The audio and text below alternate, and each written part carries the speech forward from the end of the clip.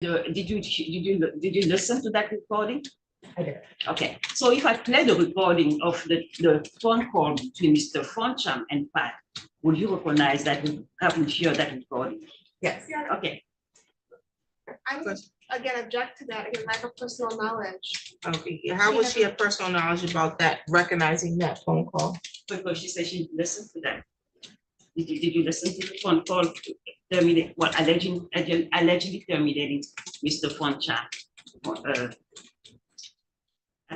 employment with MSU?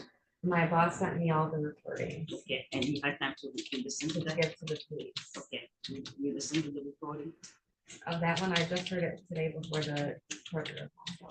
So if you listen to that now, you will recognize that this is a recording, the conversation between Mr. Foncham and.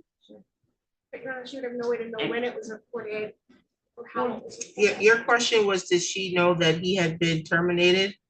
Because in that conversation, she said no, and I want to listen. I want to give her the opportunity to refresh her memory, because she said that she was told when he was terminated. Oh, because she couldn't remember when he was terminated. She said the recording.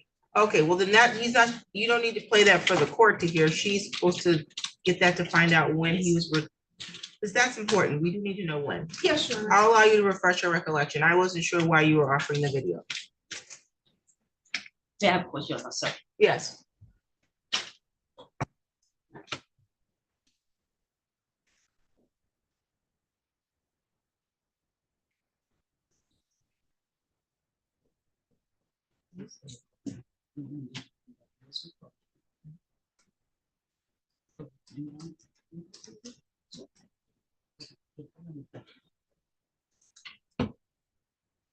Can I play that so that she can refresh her memory? I'm not. Oh, yeah, you can play it for her. That's Okay, fine. thank you.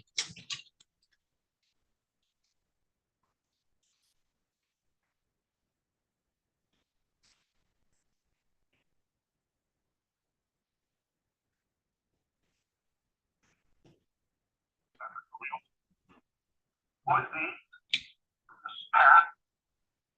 Yeah, I'm fine. I missed the call. Yeah.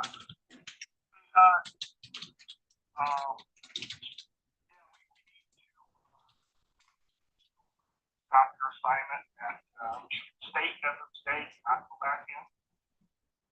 Okay, all right. And we'll get in touch with you as far as recommendation, what we need for you to get something cleared up on your background. Is that your problem? Yeah, there's something popped up on your background. Oh, okay. I'm sorry. Where was I? Where was I? I'm not really in charge of that. I'm just sort of helping out here today. But you want to come in this afternoon? We can work it out. Say around 1 o'clock. Oh, okay. You come in our office here at 1 o'clock. Oh, okay. Okay. And do me a favor. Not go back. Yeah, I'm not going back there. Okay. All right. My schedule was tomorrow, so I'm not going. Today. I'm not going back. Okay, so you won't be going back at all. But we'll yeah. When we're cleared up, we'll have to write out what we need to do here this afternoon. Be here at 1 o'clock and I'll know. Oh, okay. All right. Yeah. All right. Thank you.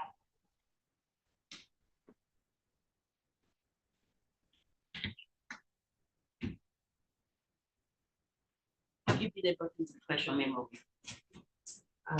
Yes, but I still wasn't there for the call. I don't know if that's the termination call or if that was just when he called. Can you let me ask the Time. question, please? Okay, so from this phone call, it looks like Pat asked Mr. Foncham, it was on the 25th, correct? Your Honor, I'm gonna object. There's nothing in the phone call that gave a date or time. Okay. What? It doesn't give a date and time, I'm assuming. Did it refresh your recollection? That's the date and time? No, not for the date and time. You told the police that Mr. Foncham was going to come back at 1 o'clock that day. Is that correct? I did. So, and Pat today Pat on that phone is also asking Mr. Foncham to show up on that day at 1 o'clock. Is that correct? Yes.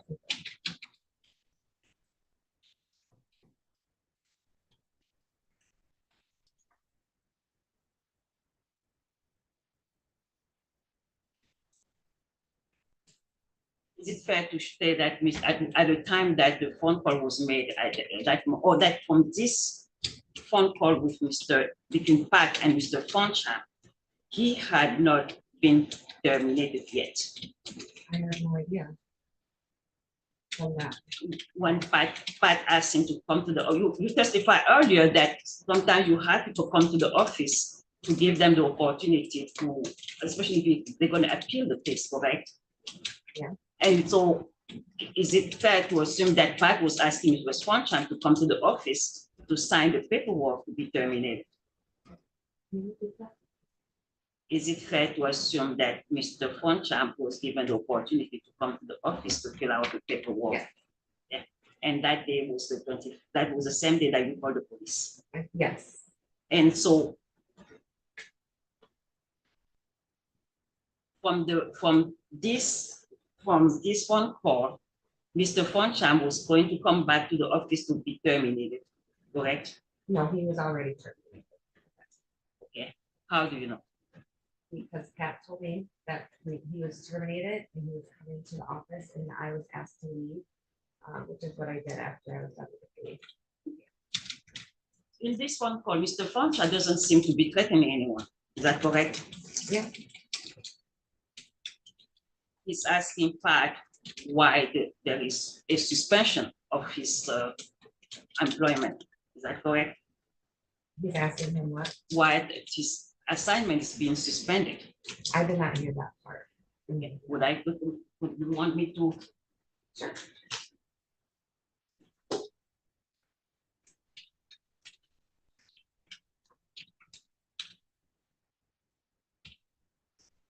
Okay.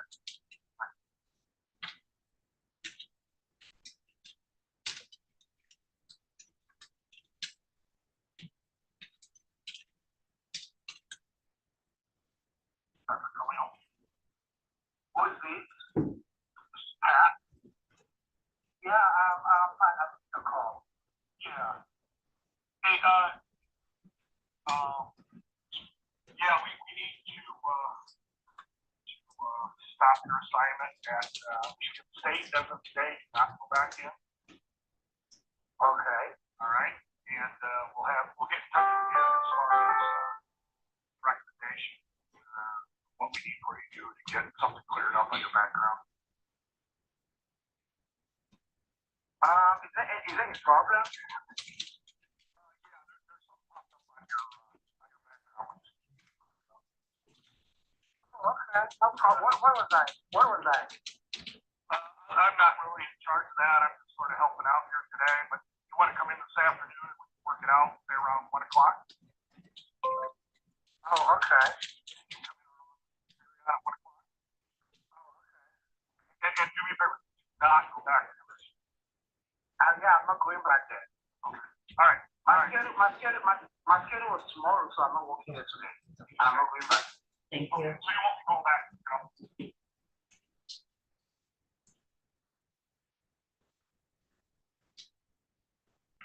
On the 25th, Pat asked him to come at 1 o'clock Yes. at the office, correct? And you received the phone call at 7:27 in the morning. Is that correct? Somewhere around there, yeah. Now, if the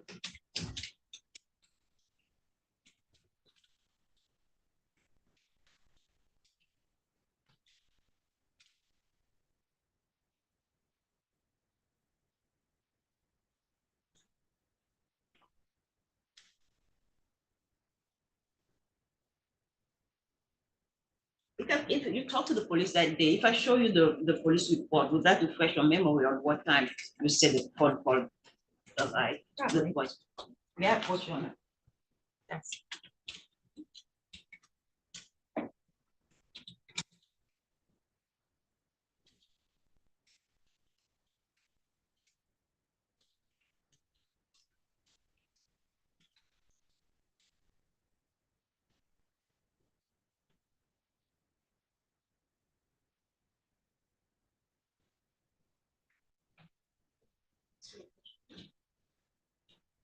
So is the time that you told the police that the voicemail was left had been refreshed by this police report? If that's what I said, that's when the time said that the voicemail came in, yeah, And so, it was 7:38 in the morning. I believe so.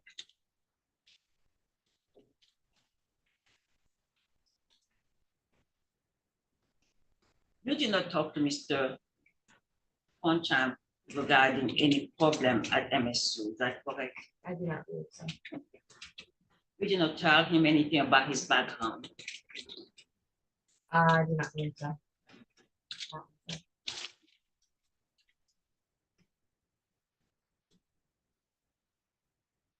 Mr. Poncham did not tell you that he's going to come back at the business at 2 o'clock, is that correct? Say that again. You did not, actually, you did not talk to him that day. No.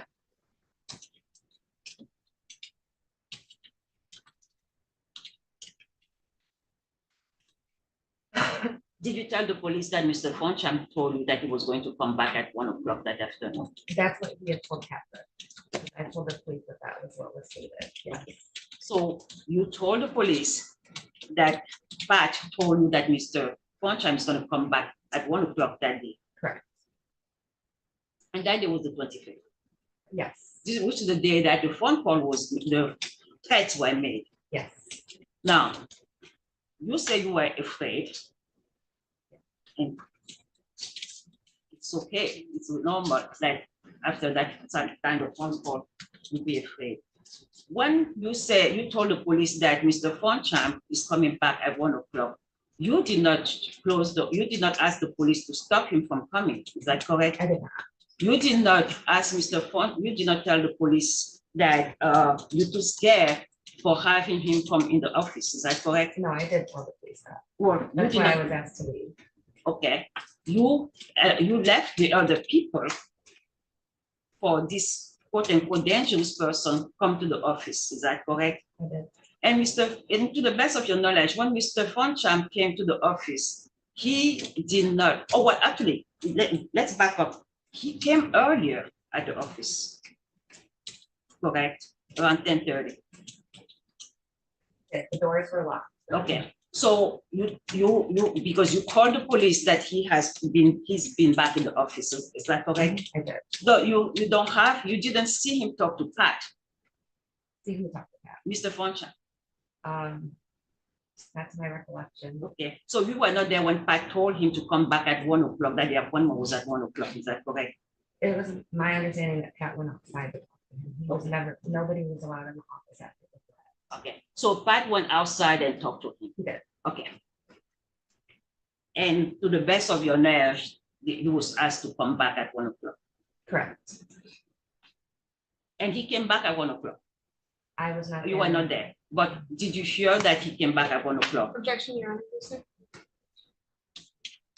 So the Let me objection rephrase. sustained. Thank you.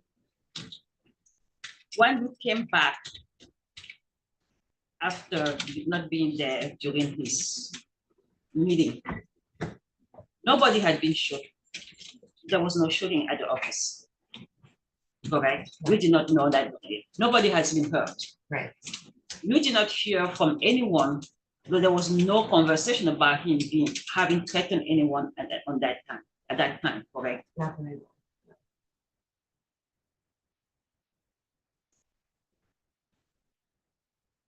When on the phone call between Pat, you did not hear Pat or nobody in the office communicate to him that MSU employees were kind of scared of him. Is that correct? Objection, Your Honor. Lack of personal knowledge.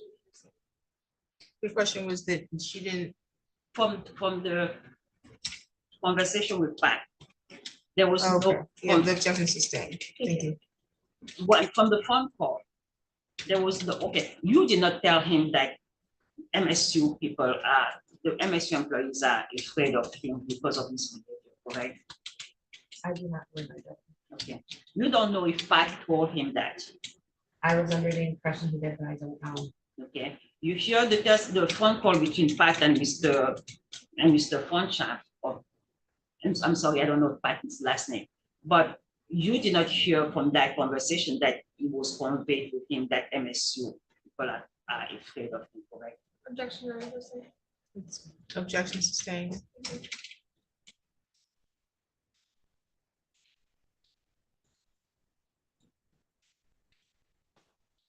told the police that it was because of his accent that you, and the circumstances, what his accent, that in circumstances of his uh, suspension or termination, that you believe that it was Mr. Funcha, correct? Yeah.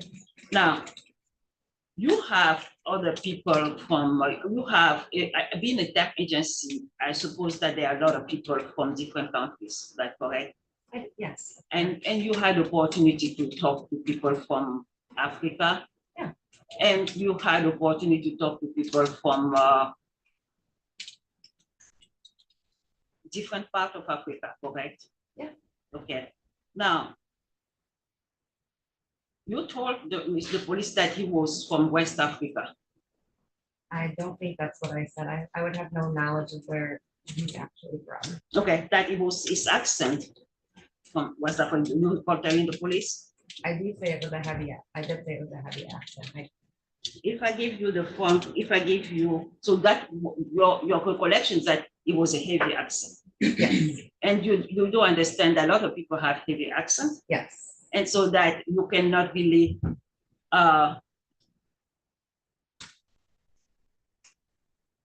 it would be difficult for someone to decide based on someone heavy accent where he comes from. Is that correct? Well, with all due respect, Divine was the only one that I have employed with that accent. At that Really? time. Really? You testified earlier that you had a lot of people from Africa. Not that were employed, he was placed at an employment. I hadn't had anybody placed at that time, accent at all, no accent at all. No accent. He was the only one. Okay.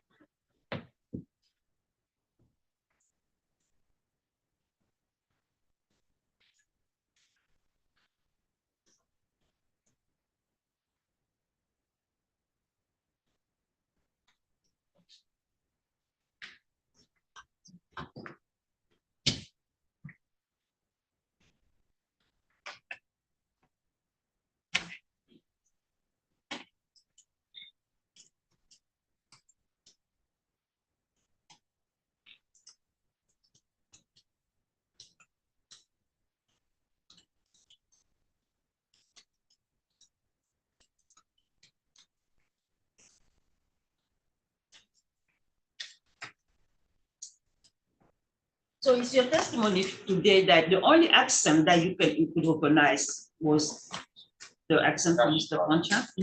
So you have never dealt with other people coming from Africa? I have, he was just the only one employed with us at that time with an accent, Okay. any type of accent. Okay. Now you did not check his phone to see whether or not the phone. Actually, you told the police where that the area code where that phone call was coming from, correct? Yes. And it was not a 517.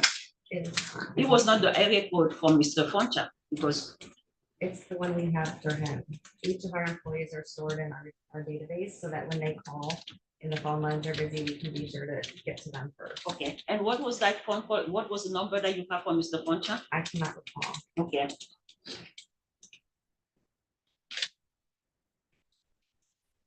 The one that was in the video. In the video.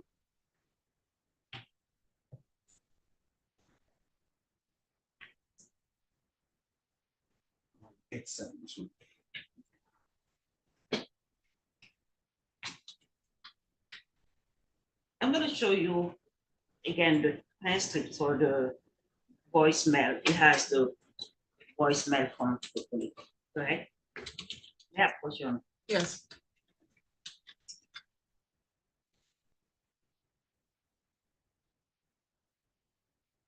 Yeah, that's a private number. When somebody calls private on our phone line, that's how it shows up.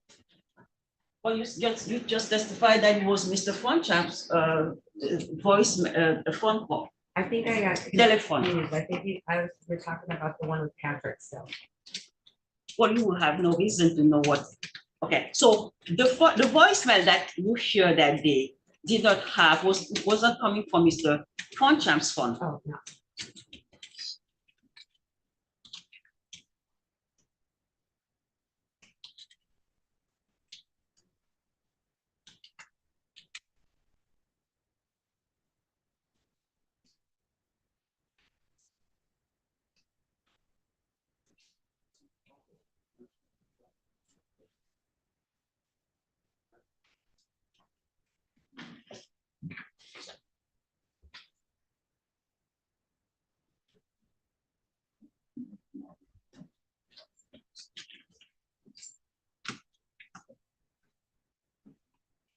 I have no further questions, Your Honor. Redirect. Thank you, Your Honor. Start kind of where Ms. Wanji left off and talking about the phone number that came through on the voicemail. Can you explain what you meant by that was when somebody calls private, that's what shows up? Yeah, so we have on our phone system, it's not like a landline phone that you would have, it's an internet-based phone system. And when people call private, it shows up two with a series of sixes, I believe. And that just means that somebody called private, so there's no way for us to know who that was. And when you say call private, does that mean like a star 67? So back in our day, that's how we did it, but I don't know if that's how it still works. Okay. Fair to say that when they call to try to block their number from a caller ID, your internet phone provider will provide that star to the sixes. Correct. Okay, and that's how you know it's a private Correct. call. Okay. And did you ever try to identify the origin of Mr. Fonshin's accident to law enforcement? I do not believe so. So when Mr. Fonshin came back around 10 a.m. that morning, the doors were locked. Why were they locked? Because we had the threat, and even though I wasn't allowed to go home at that time because I was working with the police, we didn't want any of the public to come in, or because we already were feeling unsafe, so we weren't going to let anybody else in the building. And plus,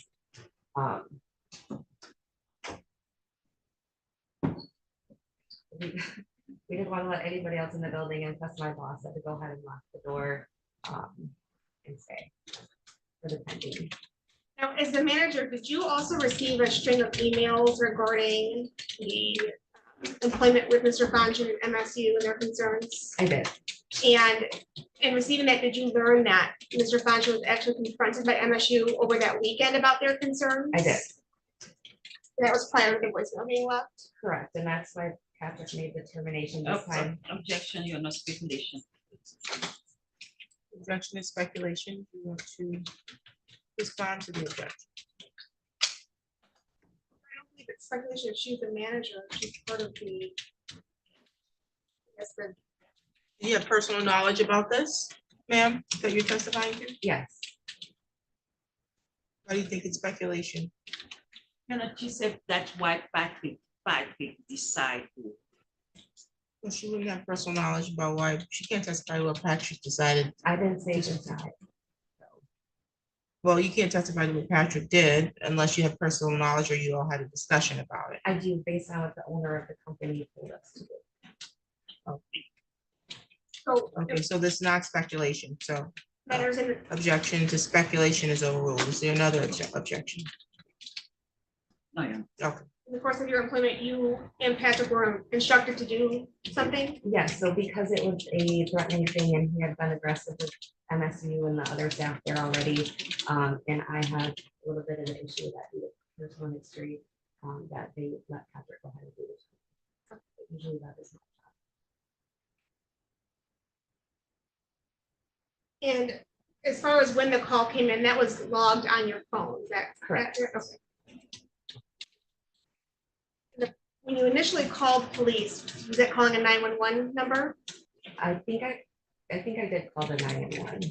I cannot recall. And when police responded, is that when you identified who the caller was? Yes,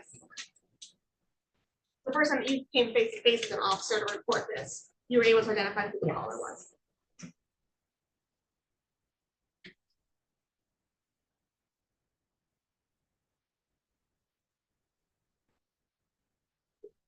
Thank you. It's going to be excused. Yes. Okay, thank You you. know, just a follow-up regarding the question on the area code of the phone or the private phone.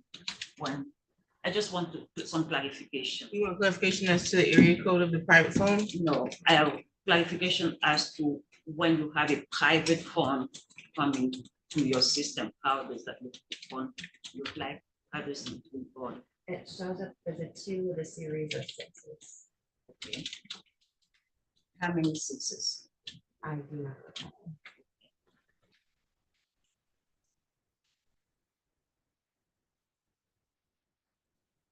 Are you aware that 266 is a country code for Lesotho?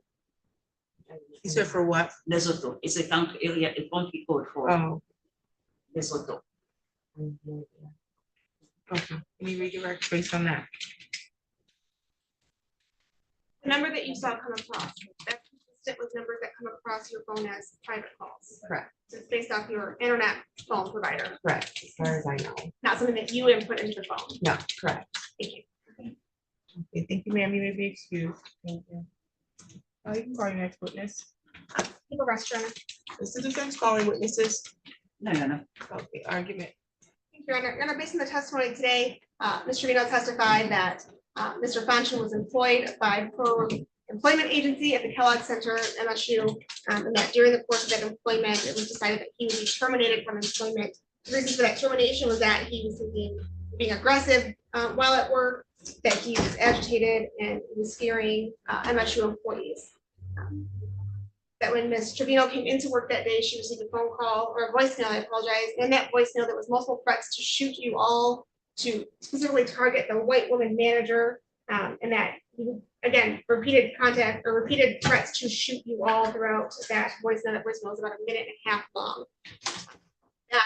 Receiving that voicemail, that threat to shoot, made Ms. Trevino feel like the threat was to kill her or kill her fellow employees or anybody else that would be in the business at that time. And they ended up locking the door actually while they were reporting things to police. They needed to report to police and gave police the phone call, voicemail, and then a separate recorded call that an additional manager had made with Mr. Fanchen. Based on that evidence, Your Honor, and the threat that was made to shoot you all, again, I think one can reasonably assume that that means to at least attempt to murder, if not murder those that were in there in that business, but that would be a reasonable fear to have when somebody who you know has a history of being aggressive and agitated, has just been terminated from their employment and is leaving a threat at that employment agency, and that the defendant would know that that would be a reasonable likelihood that would frighten somebody with asking violence over the charge of complaint. Just want you. Thank you. The timeline is very important here. Mr. Vino first of all testified, she first testified that my client already knew that he was being terminated, which is not true. The phone call came at 7:45, 38. The phone call in question? The threat, the Okay, thank you. voicemail came, threatening voicemail came at 7:30. A client would call at 10:35 On the same day? on the same day to tell on the 25th. He was told that there was some problem in his background and that his employment was suspended. There was no threat. He did not say anything. I was just surprised. There was no testimony here that my client has ever been told that MSU had any concern about this behavior. He was told that there was something that came up in his background that required that his case be suspended, that his employment with MSU be suspended. It goes to motive. What was the point for him? He didn't know that he was being terminated. What's the point for him to call in the morning to start taking in people? The other thing is that he came and he did not have a gun. He did not have any, there was no testimony that when he had any encounter later on with Pat and even signed his paperwork that he was acting in a threatening manner. He did not threaten anyone, he did not had a gun, he left and the police was there, the police arrested him. That's the only thing that my client knows about this matter. There is testimony that it was private, that the phone call came. There was no testimony that the phone call came from my client.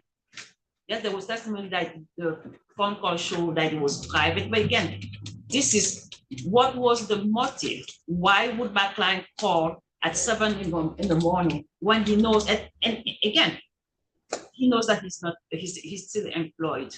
My client, when Pat asked him, I don't want you to go to MSU. He said, yeah, I'm not going to go to MSU. I wasn't even scheduled to work today. So I don't think that there was any reasonable, that there is any evidence, even with probable cause, that this client is the one who made those phone calls. And so I asked the court not to hand over the case. I guess I first I will start with that any conversation that Mr. Fanchen had with this cat character or anything that's in the context of that is not in evidence. That phone call was not admitted in evidence. So any assumption made from that call cannot be used. Additionally, Your Honor, that Mr. Vito did testify that Mr. Fanchen was the only employee that she had at that point with any type of accent, and that she did come to know him, and did come to know his accent and his voice in general. And was able to not only see him when he walked into a place, but also identify his voice on the phone. Regarding the number and the area code or the private number, Your Honor, Ms. Trevino testified that the number that came across her screen and the format that it came across is consistent with when somebody calls their agency and they have blocked their number. It's a private number that will go to the defendant's intent in this case.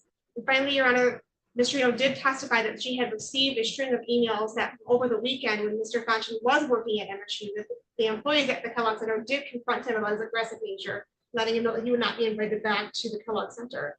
So regardless of when Pat made the call, which again, that is not in evidence either as to what date or time that happened at, it's not admitted. Right, but although that was not in evidence, there was, I think, someone impeaching your witness's time frame as to when he was called. She said a couple days prior to this voicemail.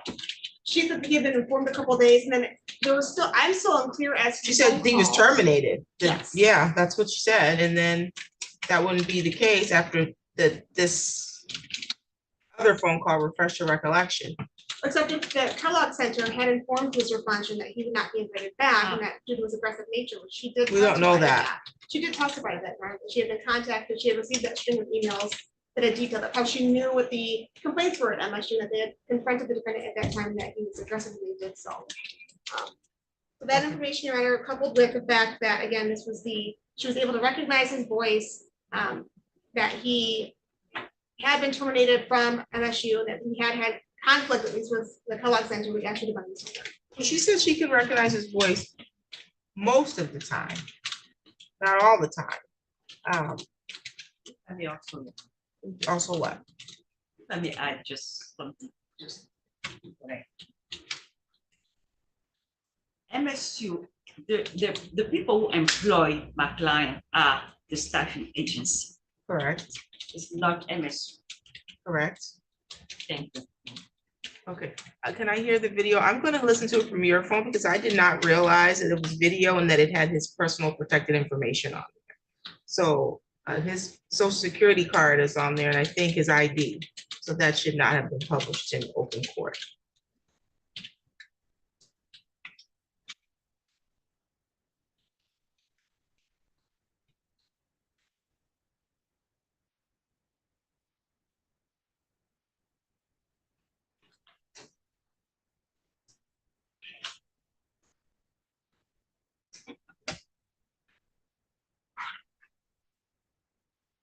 It's volume up.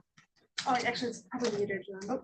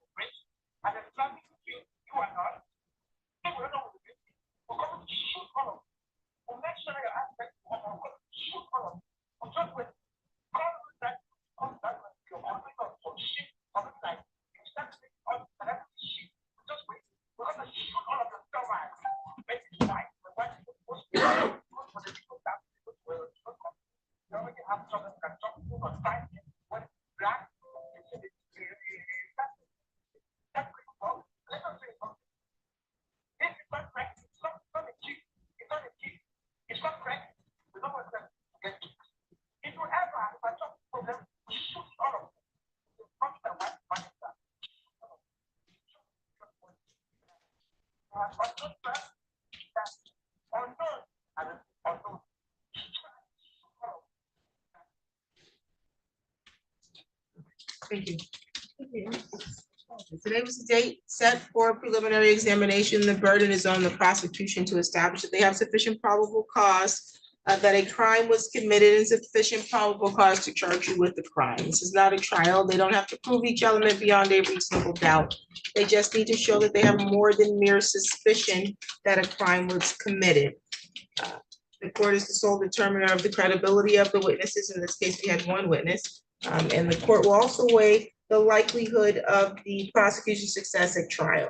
So again, we had one witness, Daniela Trevino, and that Danielle Trevino, that is, she testified that on the date of March 25th, 2024, she was employed at a staffing agency that was located at 300 North Clifford Street, City of Lansing, Ingham County, State of Michigan. That makes venue in this court appropriate.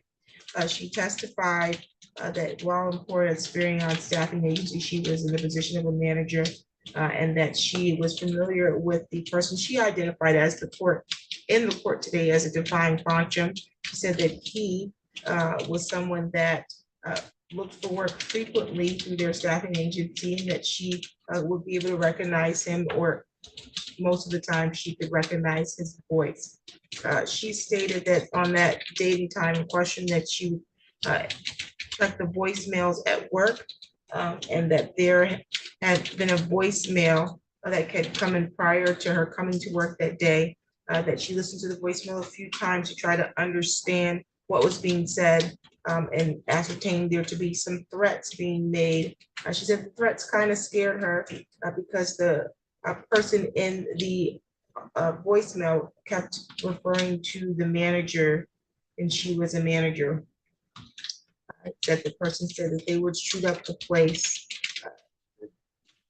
Witness testified that the defendant was someone who they had previously, or at the time contemporaneous to this, had employed at the Kellogg Center in the food service until she believed that day, or maybe 2 days prior, his assignment having been terminated after receiving some information from the Kellogg Center about complaints about aggressive nature or behavior by the defendant.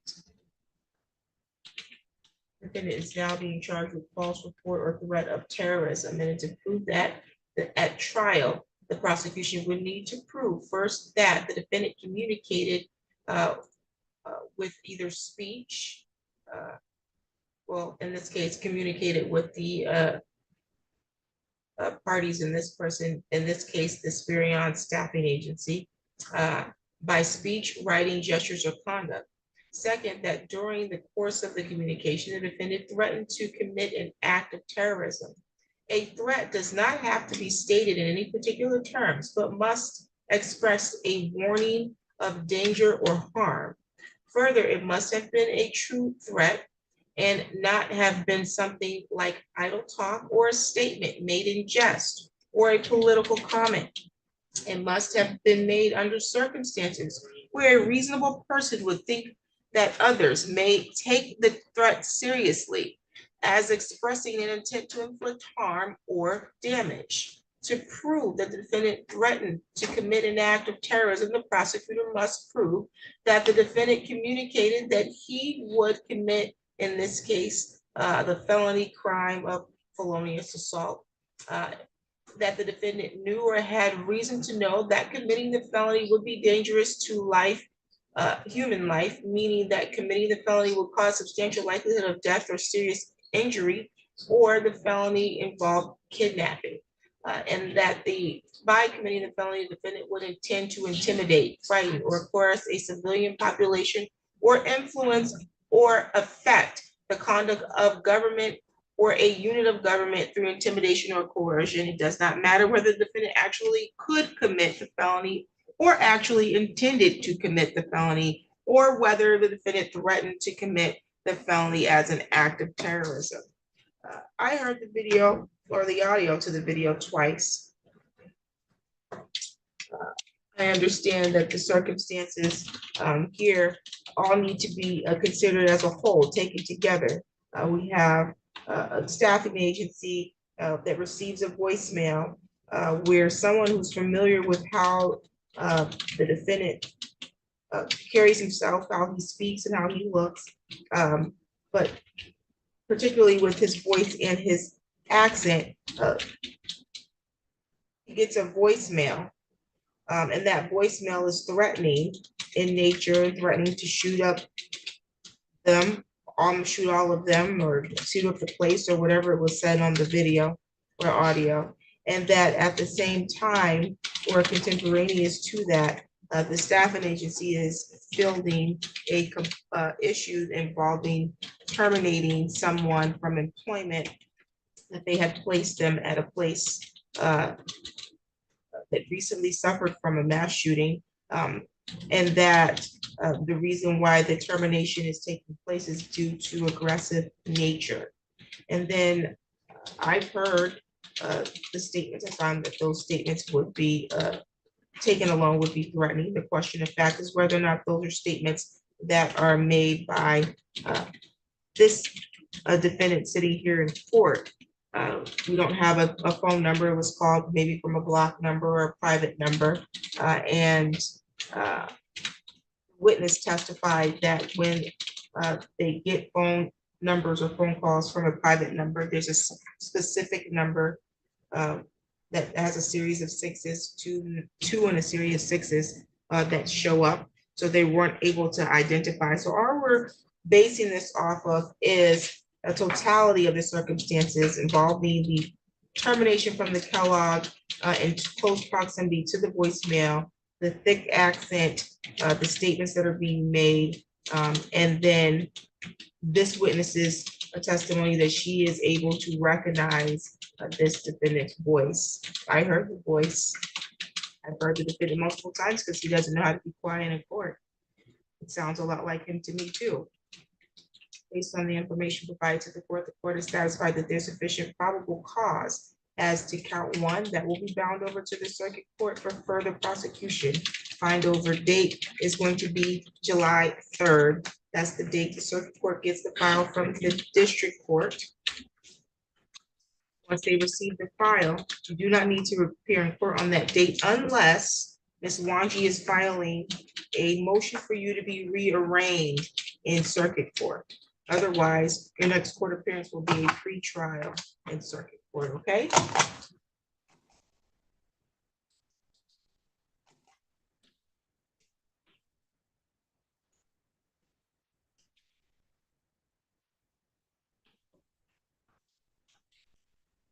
Bond was set at 75,000 cash to surety. That will continue. Any additional matters for the record?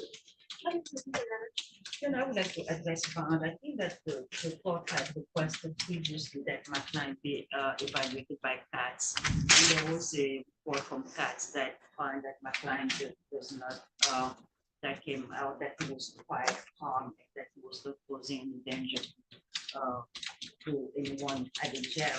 And I think that also considering the facts of this case, and I know there is a probable cause that was the burden of the prosecutor at this level, but considering the fact that I don't think that if we continue this way, that my client will be able to, the prosecutor will be able to show by reasonable doubt that my client committed this crime. And he's been in jail, and I believe that if there were some conditions put in place so that he can follow through with the no contact with the face and that he report to Quicker Services. There is no question about substance abuse in this case. He is a US citizen, so there is no flight risk. I understand that he wants to stay here in Michigan, and he has to stay here in Michigan in order to finish up with this case. So for all this reason, although he had not been, he had lived in Michigan for quite some time, not for his whole life, but he has some ties here in the community. So we would respectfully ask that the bond be reduced to an amount that he can pay. At this time, so 75,000, it's very high, and considering the fact that he's indigent, it's it amounts are no bond for his case, Your Honor. So we will respect to ask that the bond be reduced to a certain amount that he can pay, including PR bond. Did the prosecution want to respond? Thank you, Your Honor. Your Honor, the allegations in this case are obviously quite severe. However, and I apologize, Your Honor, I don't have the bond report in front of me, but I do have notes in our file from that bond report. And the notes in my file indicate that the defendant actually threatened to shoot up the officers and the person conducting the bond interview as well. So with all due respect to Ms. Wanji, it appears that this defendant not only has an aggressive nature, but that he is not afraid to threaten others with physical harm, including shooting them. This defendant during the preliminary examination was laughing, was smiling, was essentially making it appear that he did not take his case seriously. And given that, plus the additional threats that he made to pretrial services, knowing they were doing a bond report, I would ask this court leave bond the same, as he is very clearly a risk to society. I have the bond report here in the file. And it was the magistrate who ordered the CAT's evaluation when she did the arraignment. And the bond report does indicate a concern about his threat to the public safety. It states the defendant has a multi-state criminal record with criminal contacts in Georgia and Ohio. Per the police report, the defendant was arrested after law enforcement was called due to the defendant making threats against the Kellogg Center and employees. It should be noted that at the end of the reporting, investigators interviewed the defendant, became very agitated, it says extremely agitated actually, and started yelling that he would shoot the police officer. He yelled this multiple times. Upon leaving LPD reporting, investigator advised the LPD detention employees of what the defendant stated. It stated here that due to the pretrial risk assessment, it identified substantial risks as average for his assessment score based on violent felony offense charge, with recommending that he do not be released upon his own recognizance. And so PR bond was not granted. You're asking now to reduce the bond so that he can, it could be a bond that he can post. I think that based on the allegations and even based on the information in the sentence or pre-trial release report, the court does have some concerns about the public safety, because if true, this is an individual that had no concerns about making threats to shoot law enforcement, then the public doesn't have a chance. So I think 75,000 is a high bond, but it's to secure the safety of the public, and I think it's appropriate. And so your bond motion is denied. A bond is continued as said. Any additional matters for the record? Nothing to keep, Your Honor. Thank you. Nothing for the defense, Your Honor. You're all set. Thank you.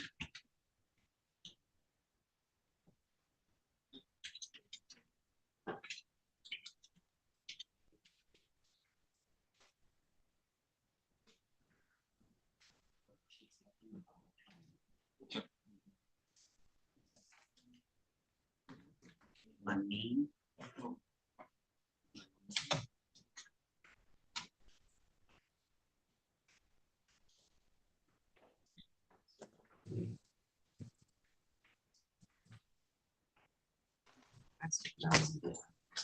Who's in the jail? Joseph Wahadlo, Your Honor.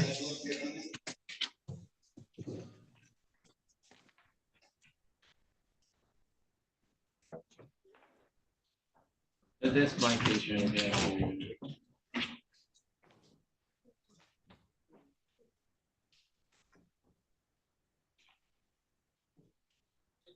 On the iPhone?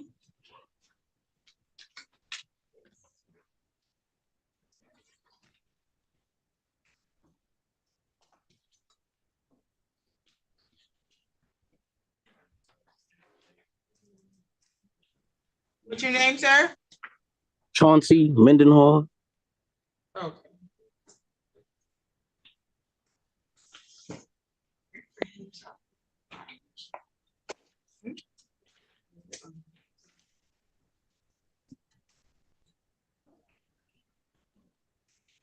just to take a case. Thank you. Yeah.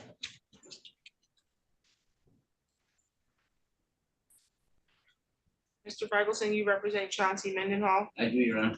Okay. Mr. Mendenhall, I can't see you. My bad.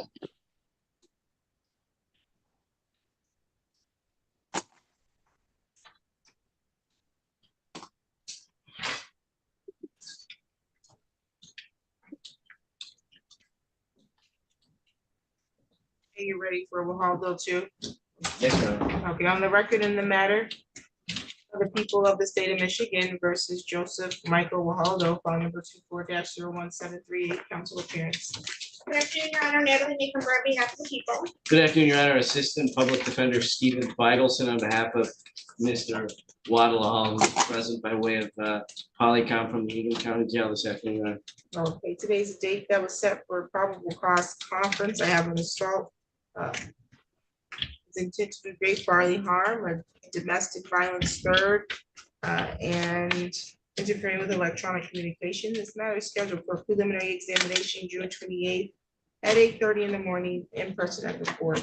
Are we continuing to examine? Yes, we are, Your Honor. I know there's been an offer conveyed to me just this today from Assistant Prosecutor, Ms. May Cumber. I need a chance to speak to my client about that, but for now, we wish to leave the matter on for him. Okay, so we'll see you next week, Mr. Wahaldo, in court at 8:30 in the morning. If you have any questions? I just asked that, possible PR bond, please. Your bond is denied. Any additional matters for the record? None, Your Honor. Thank you. Okay. You're all set. Thank you. Thank you, sir. All right, thank you. Sir, I'll be out to meet with you next week. We'll chat next week.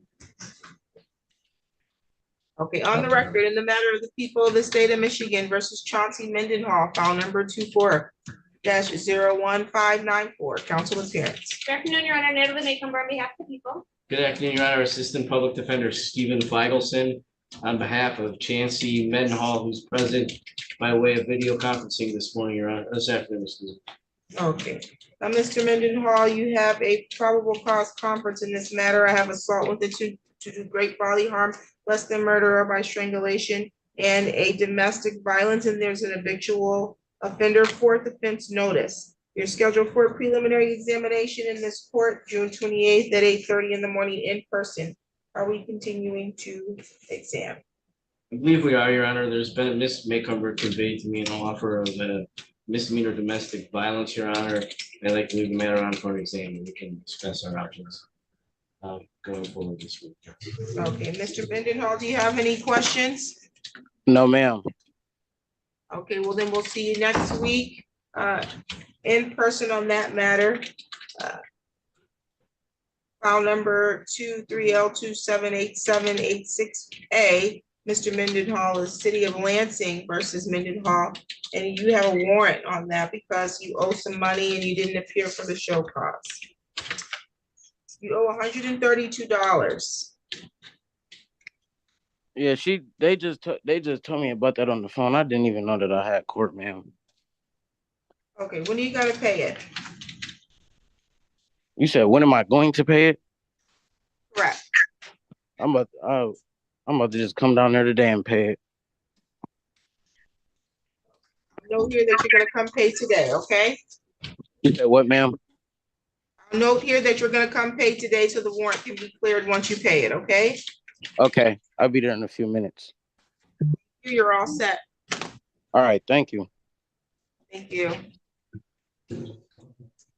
Mr. Rojaldo, you need to let the deputy know that you're all set. All right, thank you. You're welcome. Ms. Donnelly. Raina Guerra is present. He is. I was wondering if the translator had muted. Oh, I'm not seeing a translator yet. And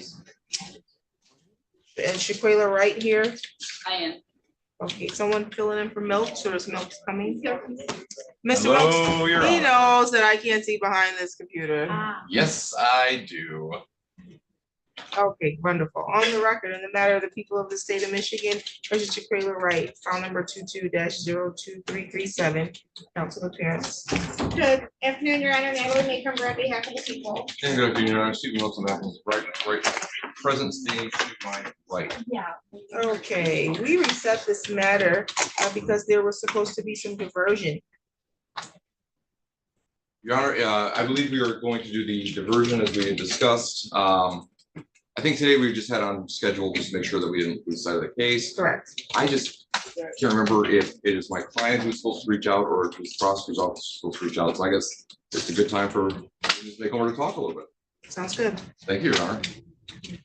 So obviously diversion is not happening yet, so you're gonna talk and then you're gonna need another date to make sure this doesn't get lost. Your Honor, I believe knock on wood, that we would be able to figure this out by the end of the day today. Okay, So we could leave it on for next week. That's not. it's not set for next week, that's why I'm asking. I only set it for a PCC, so I can set it for another date. We can set whenever your next available date is. Hopefully we'll I'll set for have a, another PCC next week. Thank okay. you. Thank you, Your Honor.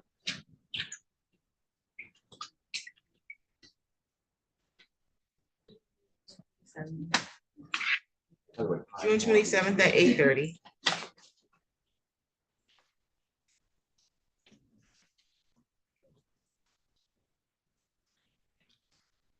No interpreter. Oh, Carlos. Carlos said if we need. Oh, okay. We gotta, we can get the security officer to be your interpreter. I'll get Carlos. Sounds radio. Okay. She's gonna radio. 1:30. On the record, in the matter of the people of the state of Michigan versus Kale Adams, file number 24-00160. Parents for the record. Good afternoon, Your Honor, Natalie Maycomber on behalf of the people. Good afternoon, Your Honor. Assistant Public Defender Stephen Weigels on behalf of Miss Adams, who's standing to my right today, Your Honor. This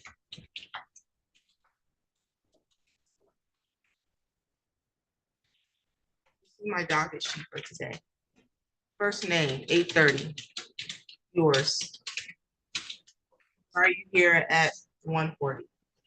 Because my ride didn't show up and I had the kids and my mom, that's the phone I used, so when he was calling her, I wasn't with her. So I just had to come basically when I had a ride. So you knew what time you had court? No, I really forgot. Why But I did you had court today. Why did you forget you had court today? Because when y'all rescheduled it from the, I think it was the 13th to another day, I thought it was tomorrow. Rescheduled? Yeah, because remember my lawyer didn't show up, so I You didn't just got. reschedule, you didn't reschedule you. You did not have an attorney, a new intake had to happen, so we gave you paperwork. It told you what day you were supposed to appear for a probable cause conference, that was June 13th.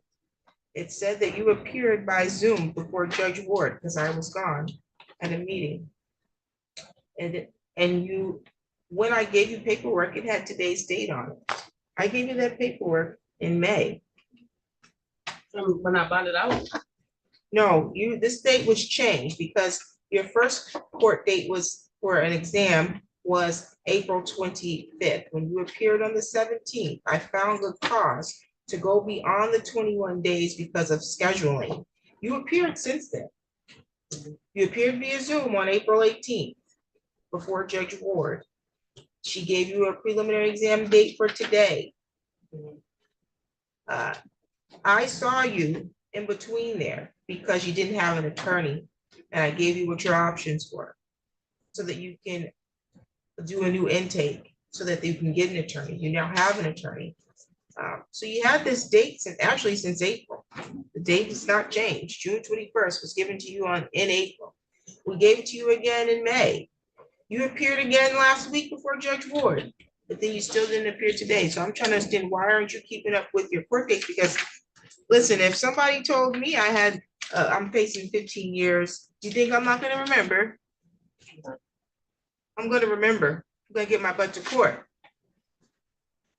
Well, I do apologize. It won't happen again, but I don't have a phone and I didn't have a ride at work. So.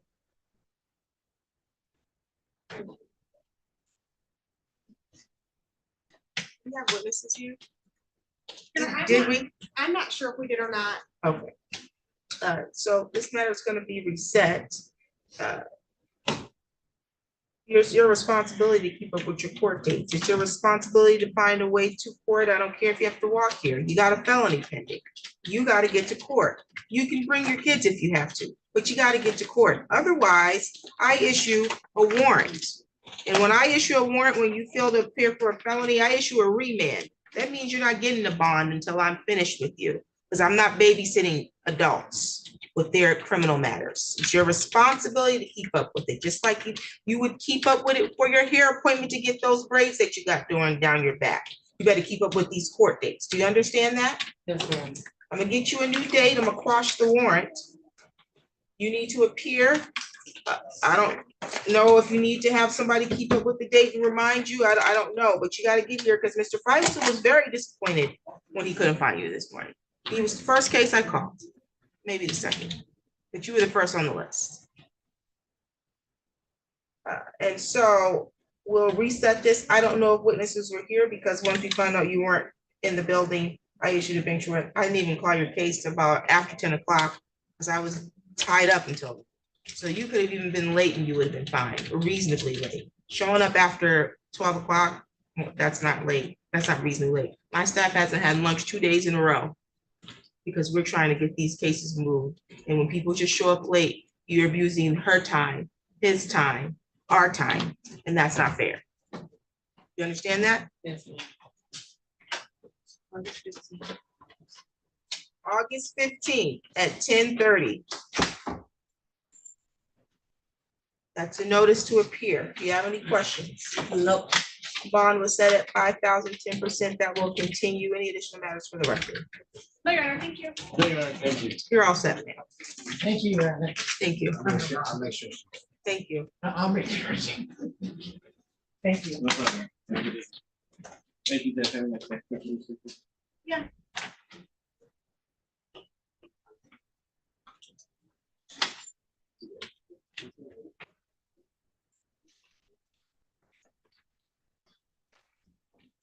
It's after one, so let's get on here. Two rows of kids at the same time. Okay, let's see, Mr. Austin, you have someone in custody? I do. AG, please. Well, the AG is logging in now, but I don't have anybody from the jail on. Oh, we're early, that's why. Did you need to speak to the AG? Wouldn't hurt if he's on there. She. It is, yep, she. Ever know which one it's on? Hi, Jared. Okay, we'll have you log in and you can meet with her, while we wait for them to put the defendant on. Okay, sounds good. Thank you, Judge. Thank you.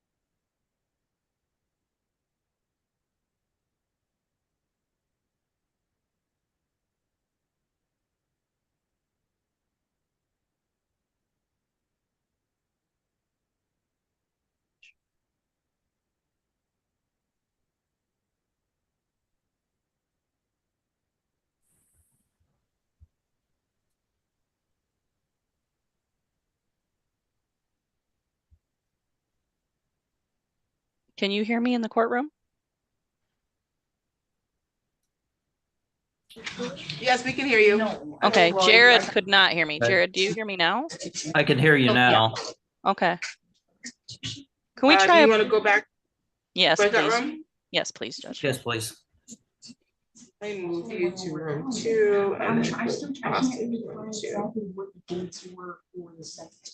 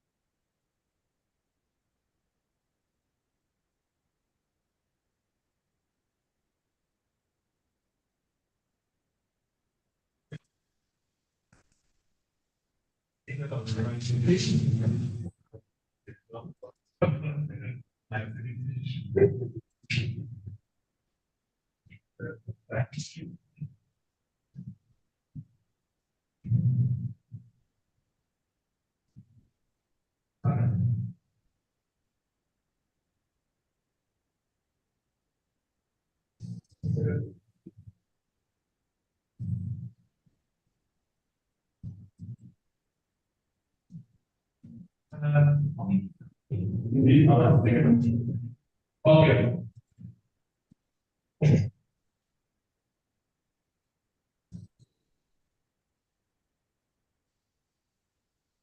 Excuse me, miss. Can you hear me? Are you talking to me? Yes, ma'am. Are you here for Seabrook? No, sir. I was, Mr. Seabrook, on- we are trying to figure out if you have an attorney or not. Just relax for a second and be quiet until the judge calls your case. She'll speak Yes, with yes, you. ma'am. Yes, ma'am, sorry.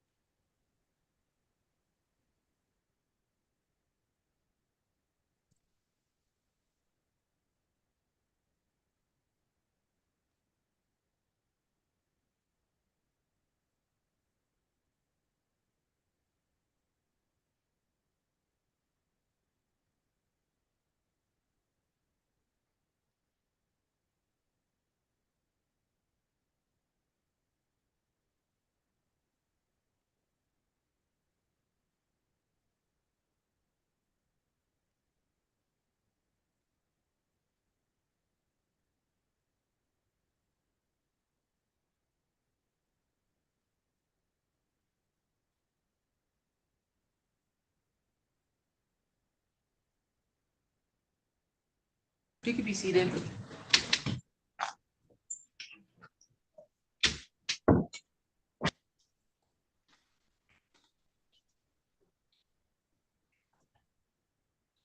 Mr. Austin.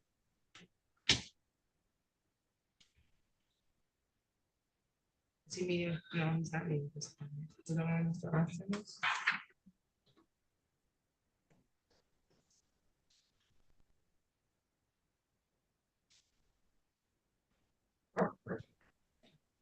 On the record, in the matter of the people of the state of Michigan versus Edisbell Arena Gira, file number 24-00943, council appearance. Kristen, Your Honor, Natalie may come on behalf of the people. Assistant Public Defender Sarah Donnelly on behalf of the defendant Isabel Reina Guerra, who is appearing to my right.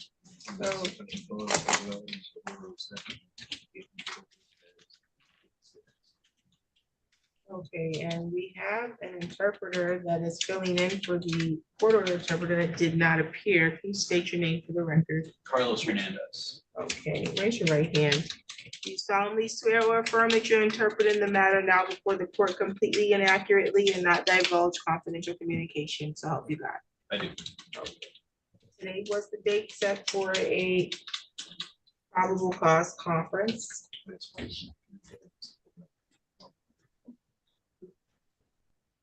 How are we proceeding?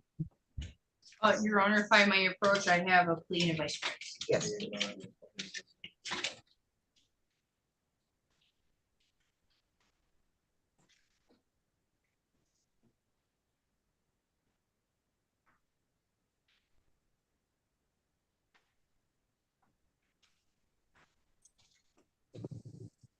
Okay, so the offer is to plead guilty to an added count to a retail fraud second degree.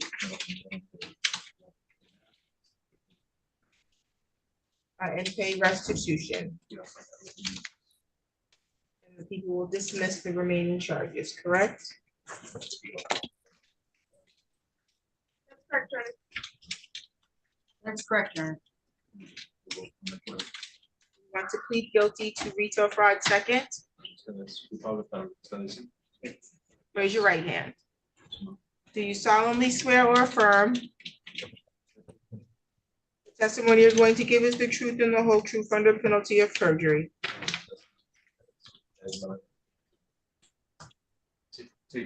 Okay, thank you. Okay, you understand that you have the right to the presumption of innocence? That means you're innocent until proven guilty.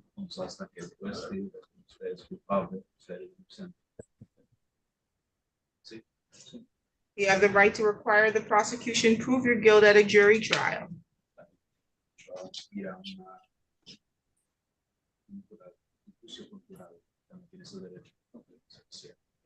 You have the right to remain silent at your trial.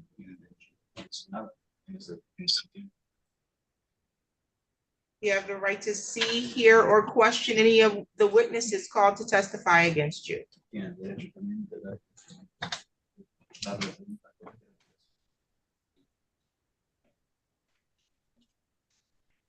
have the right to call your own witnesses to trial to testify on your behalf.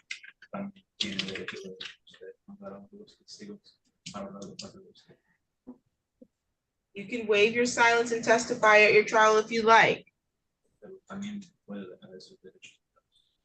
But the silence cannot be used against you.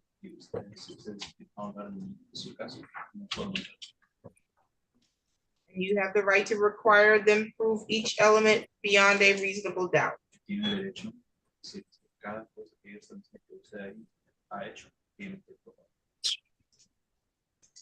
You want to give up all of those rights today?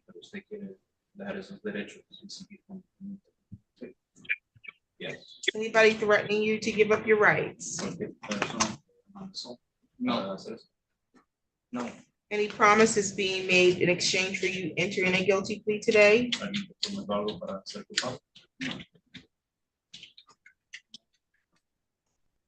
Are you on probation? Which court?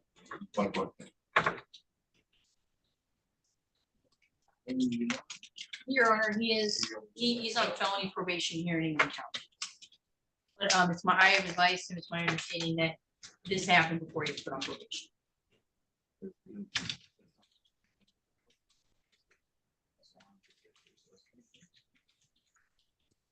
You understand that a guilty plea could result in a conviction you need to report to your future employer.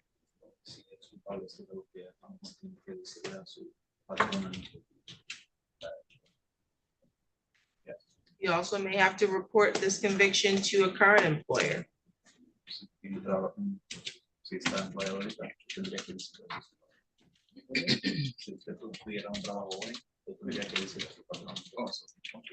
Yes. And it could have impact on travel or immigration status that you might see.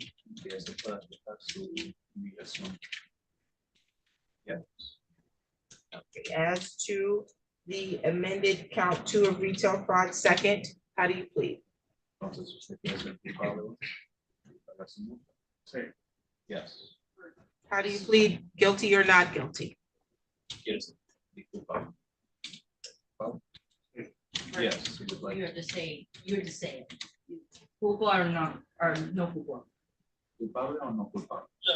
Yes. Factual basis. Your Mr.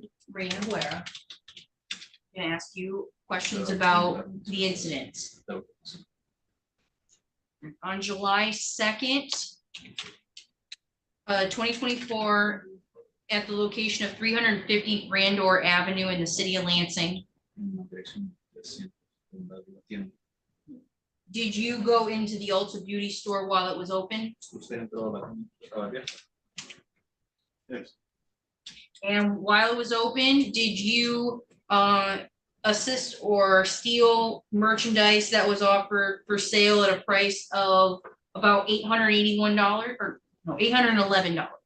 Y en ese tiempo usted entró a la tienda y ayudó con robar, que era $800. Yes. And then did you return to the Ulta Beauty store while it was open to the public on July 17th? Lo regresó 17 de julio.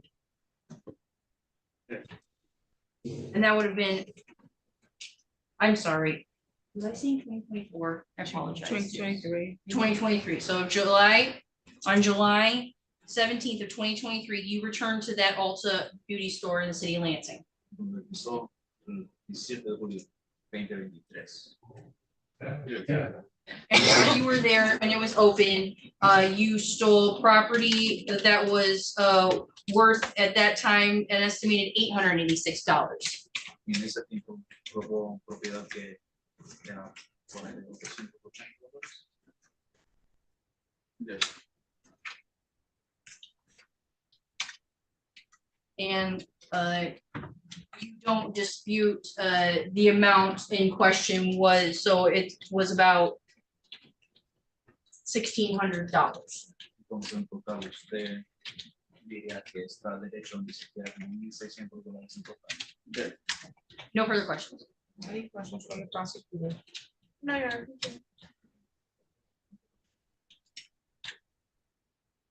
The court is satisfied with the factual basis. I'll accept your plea and find your plea to be freely, voluntarily, and intelligently made. Eso está bien con sus consejos de derecho y acepta lo que está diciendo. Your sentencing is August 16th 16 de agosto, at 9 a.m. 9 de la mañana.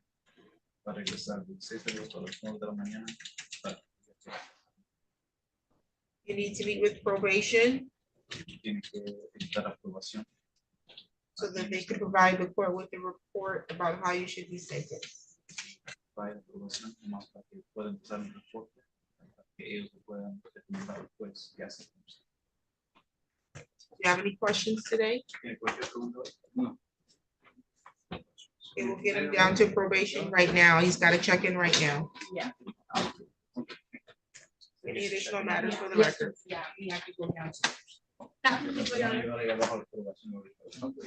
Thank you. Do we know where Mr. Austin went? Cannon, The so AG, you met with the AG and just left her hanging? I'll go find him.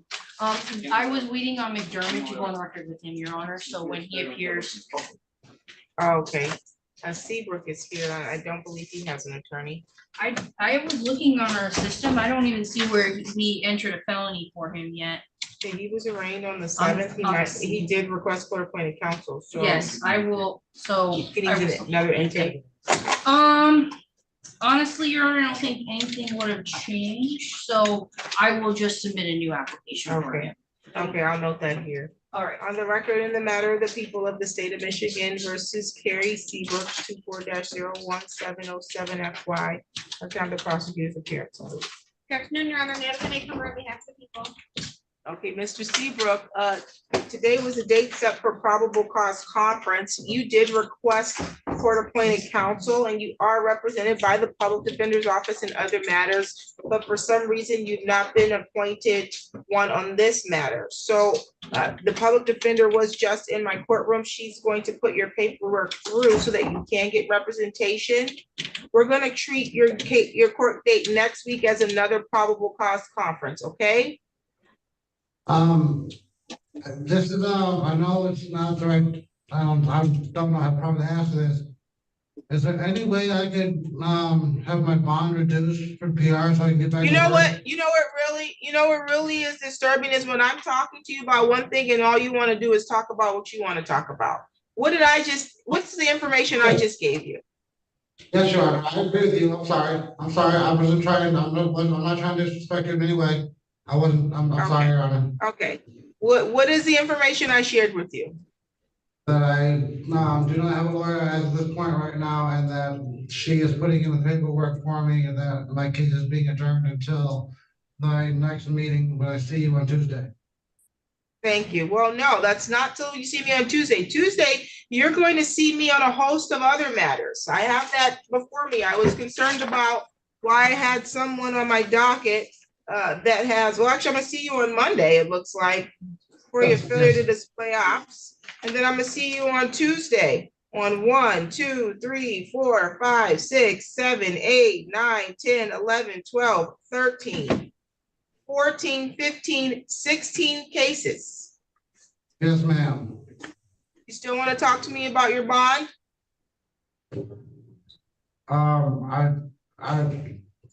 Yes, I would like to be able to pay you when I see you on both those days.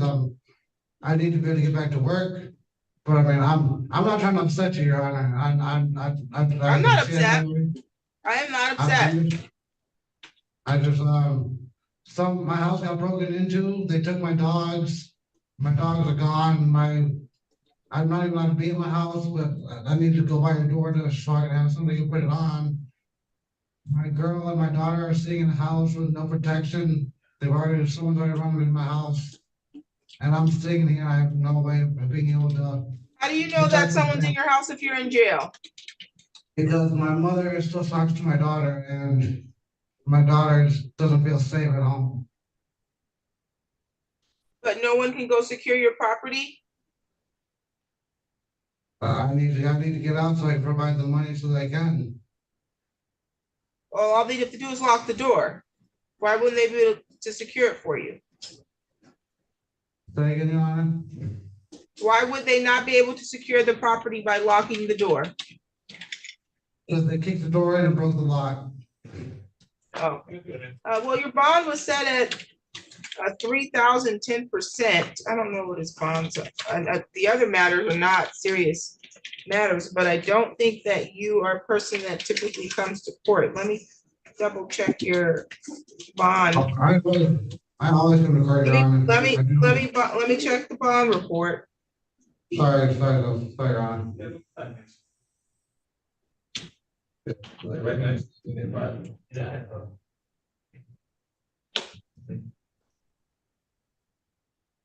Average of 5, let's see. Doesn't say that he's got more than 2 qualifying failure to appear, so.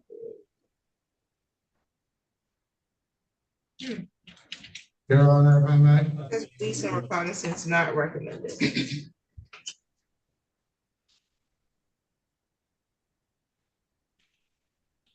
And it was out on bond with the fence. Says defendant was out on bond at the time that this alleged offense was committed, so you would not be eligible for non-financial release due to 765.6A. Your bond is only set at 3,010%, so you just gotta pay $300 to get out, sir. All my money went towards my business, which I just started, and my mother's money went towards me in the hospital 2 months ago. I'm sorry to hear that, sir. But that's your bond and I'm not amending it. Any additional matters for today's record? Nothing from the people, Your Honor. No, You're all set. thank you, Your Honor. You're welcome. I'll see you on Monday And Tuesday, and Tuesday, ma'am. Sorry. no problem. And Have a good day. and Friday. I'll see you 3 days next week. Look forward to it. Have a good day, Your Honor. Wonderful.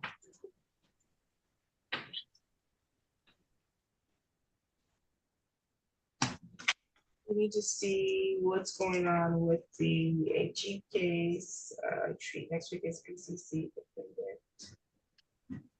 It's my understanding the case is going to be waived, Judge. Oh, okay. Well, I think they're probably gonna put his client on next because. Okay, thank you. No, this is Cowling.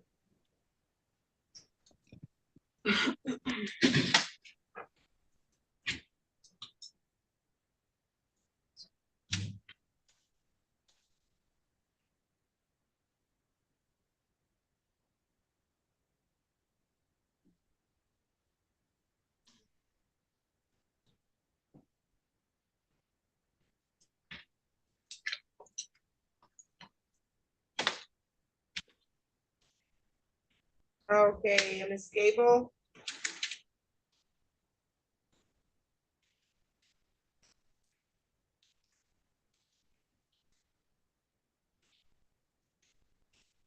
You're muted. And I Good see, afternoon, Your Honor. good afternoon. Okay, you're here on behalf of Service Link Technology versus True Tech Solutions. Yes, Okay, I don't know who's supposed to be here for True Tech. Mr. Travis Truthman, are you a representative of True Tech Solutions? Yes, I am. Okay, where's your attorney? Do you have an attorney? I do not. I can't afford one right now. Okay, well, this is a discovery matter. I'll put you in a private meeting room with Ms. Gable so that you can do your examination with her, okay? Okay. You have you raise your right hand. Do you solemnly swear or affirm that you'll answer the questions posed to you truthfully and accurately under the penalty of perjury? I do. Thank you. I'll put you in a private meeting room. Your Honor, before we go into a breakout room, there was one preliminary matter I would like to put on the record just to do that for efficiency reasons. Per the subpoena, I requested several documents, including tax returns, bank statements, everything that I would be entitled to pursuant to this debtor's exam. Mr. Trufant, on behalf of his company, has failed to produce a single document to me. So to the extent, I'm willing to give him some grace and, offer a 7-day extension on that. But if those aren't received, I would ask that either we continue the debtor's exam for a week from today or when the alternative request a bench warrant. Okay, we weren't actually on the record because I didn't call the case. I was just swearing him in. And so I'm gonna let you, but he's heard all of that.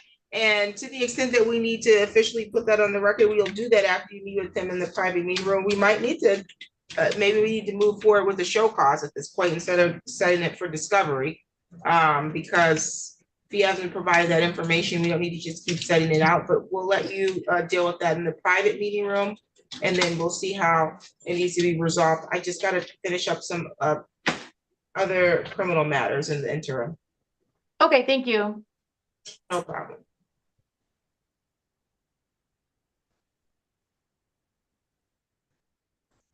Okay, this is Mr. McDermott. Yes.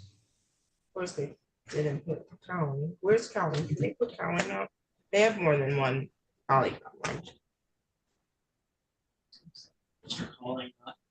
They haven't put him on yet. Yeah, he's in post one, I do know that. Post one. Yeah, I don't know why they didn't put him on yet.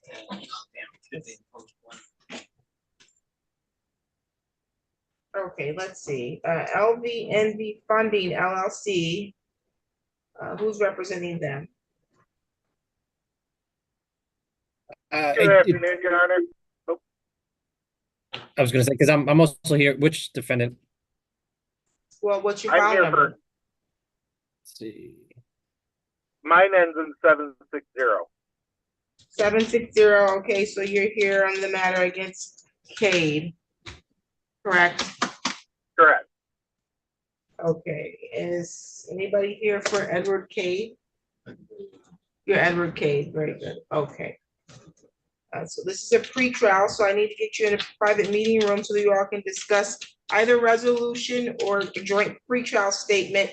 Counsel will prepare that using the court's pre-trial statement form and file that with the court electronically. Do you have a device that you can get on Zoom with? Not sure, I'm not that very good at Zoom, but if I need an attorney for this, maybe I should, There's a lot of things. I asked you, did you have a device that you can get on Zoom with? I didn't ask you if you were good with Zoom. You have a cell phone with you? I have a cell phone, yes. Okay, so you were shaking your head, but the answer is yes, I do have a device that I can get on Zoom with, because we have someone that can help you get on Zoom. I just need to know if you have a device. I have a device. Okay, very good. So when my court officer returns, we'll get you on Zoom so that you can meet privately with Mr. Katz and then see if you can either resolve it or see if you can. If you can't, we'll come up with some dates, and you have the right to get an attorney and hire one if that's what you want to do. But that's not gonna stop today's process, okay? If you do hire an attorney, they'll file their appearance, and if they need another pretrial, they'll notice the court, okay? Yes, sir. Okay. So you hang tight, we'll get you in a private meeting room. Thank you. Thank you. And then, Mr. Kirshenheiter, you're here on the other LVNV matter? No, Judge, I'm here on Cavalry versus Denise Miller. Oh, okay. Is Denise Miller present? Okay, Miss Miller, same question. Do you have a device that you can get on Zoom? I do, ma'am. Okay, we will get you on Zoom. Today's a pretrial, so the purpose is for you all to discuss some pretrial questions on our questionnaire so that we can file that, and that's how we get your scheduling order. That's how we tell you when discoveries due, when your next court date or where your trial is gonna be, or jury trial if you had demanded a jury trial, okay? Okay. And if you intend to hire an attorney, they will file an appearance, and if they need another pretrial, we'll set it for one after their request, okay? Honor. Can you do me a favor and get Ms. Miller and then Mr.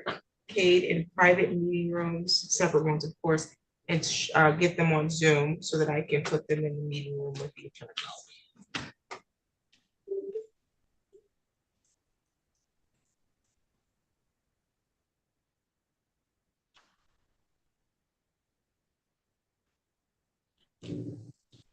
Anybody here for Michael Parisian? I don't see Michael Parisian. I do see Mr. Fay here for LVNV on that matter. Yes, ma'am. Okay. Miller and Denise Miller. You just get her on Zoom, and then Mr. Cade is present. Mhm. On the record in the matter of LVNV Funding LLC versus Michael Parisian, file number 24-00222, council appearance. Good afternoon, Your Honor. It's Craig Bay, P81401 on behalf of plaintiff. Okay, today was the date and time set for a pre-trial in a general civil proceeding. The matter was scheduled for 2:30. It's currently 2:45. No one's appeared via Zoom or in the physical courtroom for Michael Parisian. Counsel, how did you want to proceed? Just as a background, it looks like the matter was settled. He is working with a settlement company, payments are being made, but we just have not received the signed consent judgment back. So at this time, if we could request our office to submit a default judgment, and we can put the payment terms within the default judgment under the 7-day rule. Okay, so the matter was settled and there was a payment, a signed payment order that was supposed to be completed? Yeah, so we did mail out a consent judgment mid-May. We just haven't received that back. But the payments are on time. And they've been made monthly. It's just we haven't had the time, the consent judgment returned yet. Okay, sounds good. So you're seeking a default and you'll put the terms of the judgment on that form, correct? Will do, Your Honor. Okay, and you can file that electronically through my file, and I'll review and sign it. Perfect. Thank you, Your Honor. Have a good day. Same to you.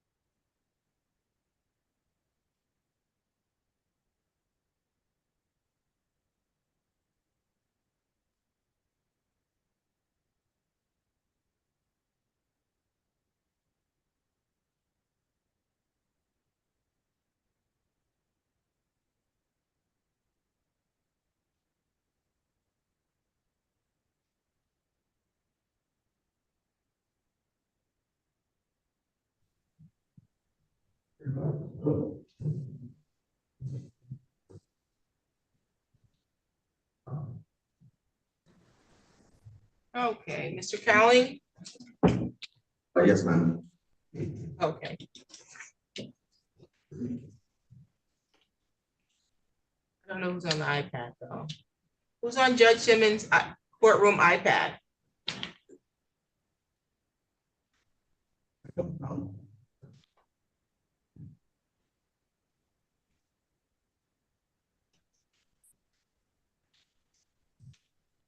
Okay. On the record in the matter of the people of the state of Michigan versus Michael Cowling, file number 21-01915, council appearance. Good afternoon, Your Honor. Sarah Brenner, Assistant Attorney General for the people.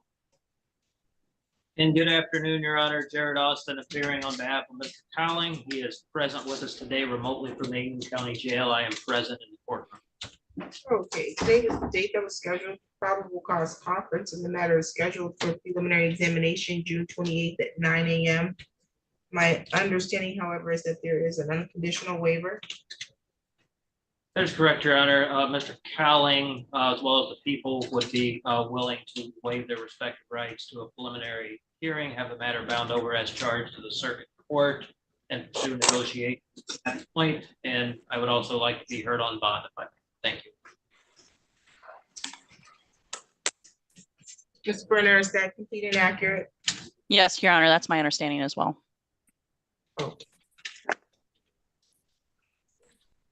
Okay, Mr. Cowling, you understand that you have the right to have a preliminary examination in the district court? I do. You understand that you have the right to require the prosecution put forth evidence at the preliminary examination that will establish that they have sufficient probable cause that a crime was committed and probable cause sufficient to charge you with the crime. Yes, ma'am. Are you willing or seeking to unconditionally waive your exam today? I am. Anybody threatening you to waive your right to examination? No, ma'am. Any promises being made to you if you waive your exam? No, ma'am.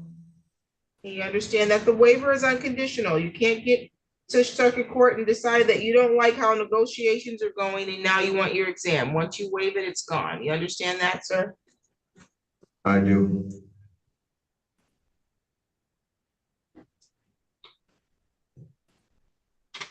Your bind over date is July 3rd. And that's the date that the circuit court will get the file from the district court. You do not need to appear in court on that date unless your attorney files a motion for you to be rearranged in circuit court, okay? Yes, ma'am. Okay. And the bond was set at $6,213 cash only. You wanted to address bond? Yes, if I may, Your Honor. You can. Thank you, Your Honor.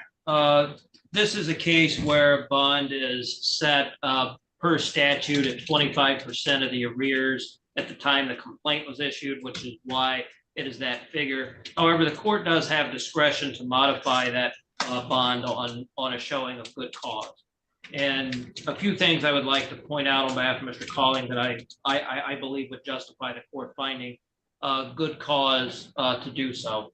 One, he was working prior to being brought here and turning himself in on this matter. I've spoken with his employer and has confirmed that he is a self-employed tattoo artist and is living and working in Arizona. And he would have some money to put forth towards the bond, which of course would ultimately go towards the arrears. He just can't post that full amount. He would be able to post $1,000. He tells me, Your Honor. And also, I think it's significant to point out that Mr. Cowling did bring himself back here and avoid extradition and turn himself in. Now, for speaking with Ms. Brenner, this was something I was unaware of. It sounds like there was a process put in place that was going to end up bringing him back here, but Mr. Cowling ended up turning himself in and driving here from Arizona voluntarily and surrendered himself on this warrant. So I believe that that shows that he is someone that is taking this seriously and addressing this matter and would appear for any future court dates. Obviously, if he's working, that would be a good thing, so he could start making some progress towards making a dent towards the substantial arrears. And he obviously can't do that if he's in jail and can't post bond. I think there's been some ignorance on Mr. Collins' part as to how the process works, but I did confirm he did show me a copy of a letter where he had applied to the friend of the court to set up an account where he can start to make remote payments. They did send him a PIN number. They sent it to his last known address, which was a Michigan address. But nonetheless, that is another substantial step that he has taken, Your Honor, to show, I think, good faith that he wants to address this matter and will. And if he needs to come back in person for any future court dates, he is prepared to do that as well. So I would ask the court to find good cause and modify his bond to $1,000 cash. Ms. Brenner. Your Honor, I would object to that reduction. As the court's aware, the statute specifically states it should be set at 25% cash only. His arrearages have actually grown and over doubled since the time we issued this warrant. So now he owes just under $52,000. So if we go by that number, his bond should actually be increased to almost $13,000 cash. He has not ever made one penny of a payment through the front of the court towards his child support. And he has an ongoing obligation growing at $724 a month. He was fighting extradition and we were preparing a governor's warrant and he was arrested back in March. And so at the final date when the governor's warrant was about to be initiated where he was going to ride the bus back, he decided to drive back here. And that's good because he avoided the cost of extradition, but he didn't avoid the cost of all the work that goes in it behind the scenes for us to get the governor's warrant and then get our governor to send the warrant over to their governor. And so there was a lot of stuff that was going on in the process in the background because of his choices. So I would argue against it. I think he is not likely to return. There's no reason to let him out to pay when he wasn't paying, when he was out and working. And so I would ask that you leave the amount set per the statute. Thank you. Again, the statute is what the statute is, and if the court were in a position to deviate that, the court would have to articulate that they have good cause to do that. And what you've stated here on the record, Mr. Austin, sounds good, but it doesn't amount to good cause. Again, that was my question once the prosecution took the record, is that this was a case that was issued in 2021. It's now 2024. And the balance then was over $24,000. So I knew that there had to be some additional arrearage unless your client was operating in good faith and making payments. And that was not a statement that came out of your mouth that he's making payments. He's not been making payments, and he was working, and he didn't voluntarily bring himself here. He was going to be extradited after this case has been pending. And I have reason to believe that he has knowledge that this has been pending even before the 2021 signing of the complaint and warrant. I think that he's a flight risk, and I don't think he has any interest in making payments voluntarily. And so the court thinks that the bond is more than appropriate. Bond could be increased to almost double that. But we'll leave it at what it is, $6,213 cash only. That will continue. Any additional matters for the record? No, Your Honor, thank you. That's just a couple if I brief, and I'm not arguing with the court. I just want to develop a more clear record on one thing, Your Honor. This was probably partially my fault because I know that people have stated that Mr. Collins has not voluntarily paid anything to a friend of the court on these arrears, and that is correct. I have seen some evidence that it appears that he may have been sending money directly to the custodial parent, which from speaking with Ms. Brenner, a motion could be filed with friend of the court and that could be applied towards his arrears. And I acknowledge that that's not official and it's below what he was being ordered to pay, but at least when he got back on his feet within the last couple of years, he was paying something. And additionally, Your Honor, I also have made Mr. Collins and Ms. Brenner aware of this. It would be my intention to contact the circuit court and to leave the arraignment date on so we can address Mr. Collins' case at that time. So once I secure what the official date is from the circuit court on that, I will notify the Attorney General's office so they can be sure to have someone present for that hearing. Okay, so you're, just so I'm clear, you're intending to file a motion so he can be arraigned in circuit court? Well, I think ultimately we're going to appear in circuit court and likely resolve the matter with a Oh. plea and readdress bond. Got it. Okay, sounds That's good. just a mechanism for us to speed up the process, so to speak. Sounds good. So this bond over date's still July 3rd. If they want to give that date to you as the next court date, that'd be great. But the bond will continue as set. Any additional matters for today's record? No, Your I have Honor. nothing. Thank you. Okay, you're all set, sir.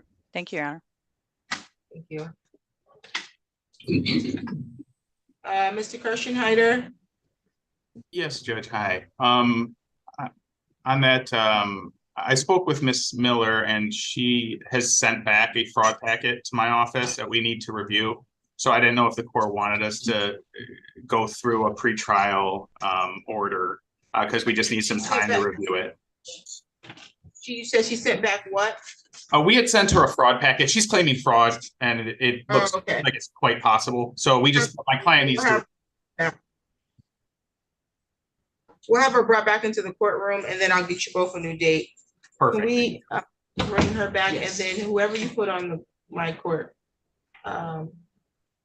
Miller, I mean, Mr. Kate. I was gonna say, he didn't know what to do, so now he's in there now, okay. Yeah, I told him just hang tight, because he was speaking with Ms. Miller. No, it's a different attorney for that one. Mr. Katz is here on that matter. 760, is that the? Yes. Somebody else is here? No, Mr. Katz was here for the one who's on the iPad, it's a different attorney. I'll put him in. I just didn't know if whoever was on the iPad didn't know how to move the iPad into the court. Okay, Ms. Miller, can you hear me? Yes, I can, ma'am. Okay, so my understanding is that you recently submitted a fraud packet, so they need time to review it, so I'm gonna reset this court date. Okay. Thanks, Judge. July 24th, 8:30. July 24th at, you said what time? 8:30. 8:30. Thanks, Judge. Thank you, Ms. Miller. If you stop by the courtroom, we'll get you a notice to appear. Have a great day. Thank you very much, Judge. Thank you. And Ms. Donnelly, Mr. McDermott is here. Yes, I'm ready. On the record in the matter of the people of the state of Michigan versus Lamont McDermott, file number 24-01757, council appearance. Good afternoon, Your Honor, Natalie Maker. Assistant Public Defender Sarah Donnelly on behalf of Defendant Lamont McDermott, who is appearing separately from the Union County Jail. Okay, today was the date Mr. McDermott set for a probable cause conference in this matter scheduled for a preliminary examination next week, June 28th at 9 o'clock in the morning in person at the court. How are we proceeding? Your Honor, at this time, we would be continuing on to the preliminary exam next week. There is an offer from the state I received from APA Trotsky in regards to disorderly jostling with fines and costs, but we'll consider that in the meantime. I did want to make a bond request.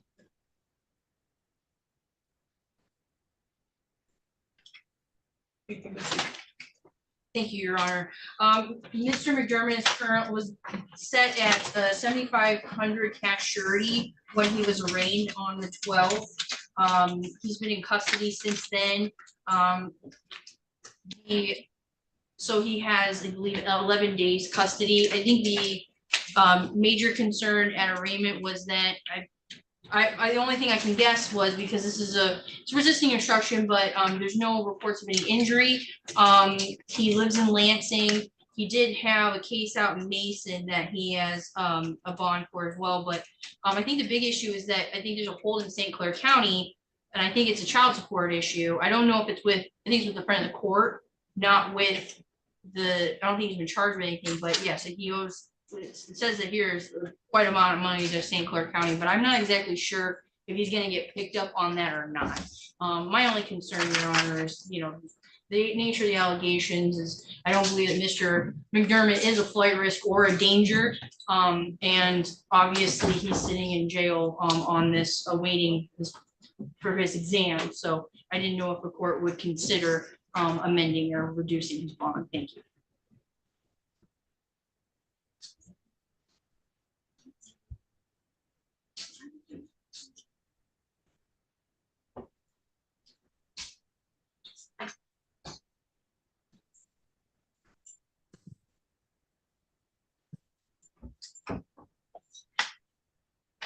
Did the prosecution want to respond to the motion?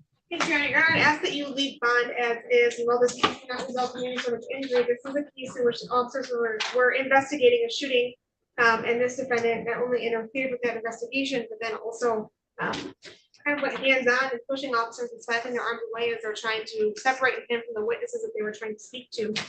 Officers that, again, were investigating this crime in full uniform with the defendant knowing that they were in uniform. Obviously, those are the allegations in this case. I would also point out that Mr. Mendenhall does have a pending misdemeanor assault and battery file as well. So I would say that the court could find that he is, does have an aggressive history, or at least have a assaultive history. Based on that, he does have a prior attempt Arnold. Admittedly, it was very long ago. However, Your Honor, with those traditions, or I'm sorry, with those factors in place, we got to move on as is.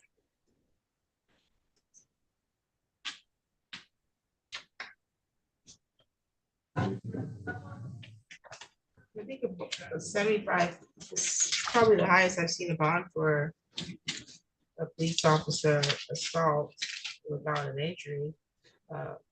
That's being offered to disorderly jostling.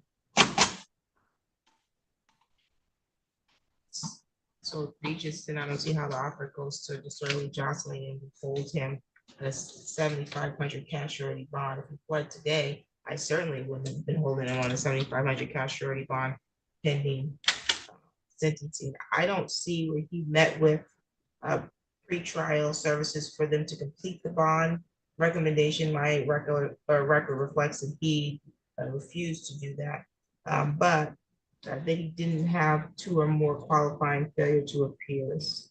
I don't think that 7,500 cash surety bond is necessary for him to bond to a PR bond. 7,500 personal recognizance. You need to appear in court in person next week, sir, okay? Yes, ma'am. Do you have any questions? Yeah, for my attorney, the plea bargain that was offered to me, I didn't really get to discuss any of that with her, and I was wondering. You want me to put you in a private meeting room? Yes, please. Okay. Off the record. Can I see this person? Is this person on my docket today? Yeah. Oh. Notes. Oh, okay, they took care of it, got it. Okay, I'll put you in a private meeting room, and there you go. Thank you, Your Honor. Thank you, I think that was the last criminal one we had today. It's the last file, and if not, and I'm just waiting for.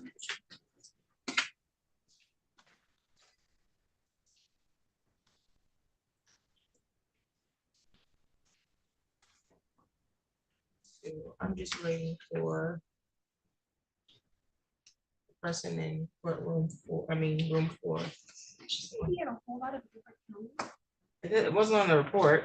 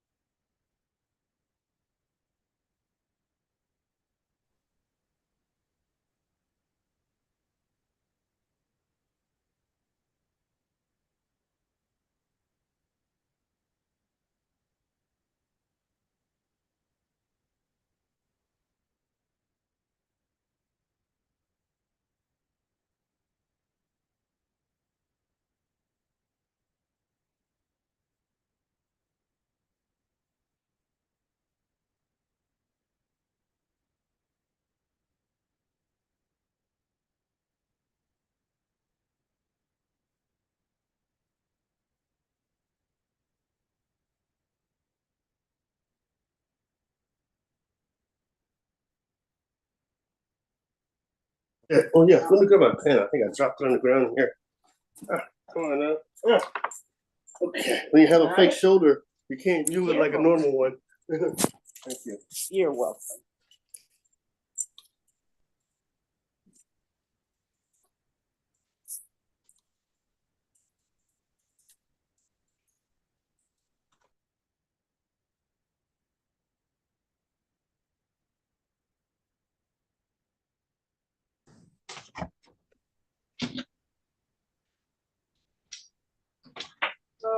Okay, let's see, Mr. Katz, did you and Mr.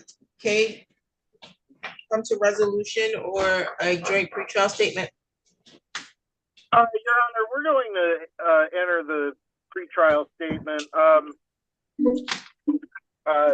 Basically, we're asking for 60 days of discovery, and hopefully this will get resolved, but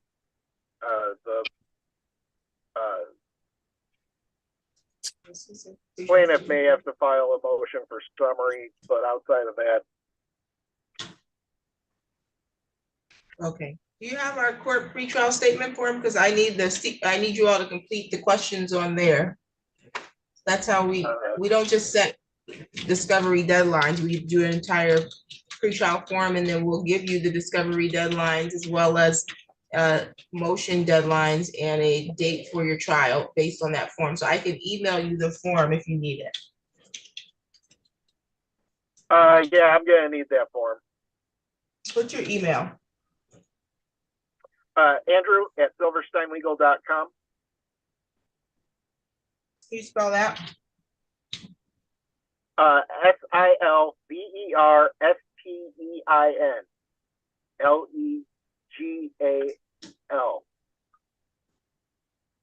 Did you hear? Okay, can you say that again? SILVERSTEINlegal.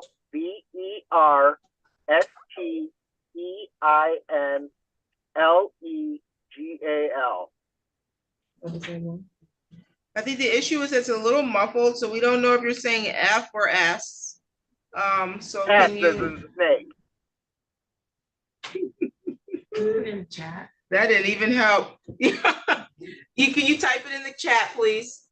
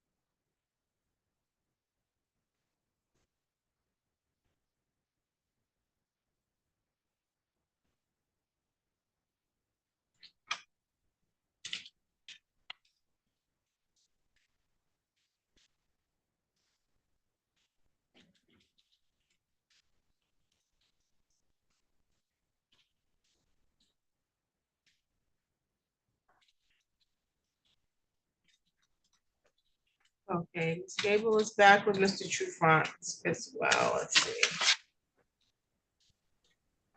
On the record in the matter of Service Link Technology versus True Tech Solutions 23-02826 GC. Council appearance.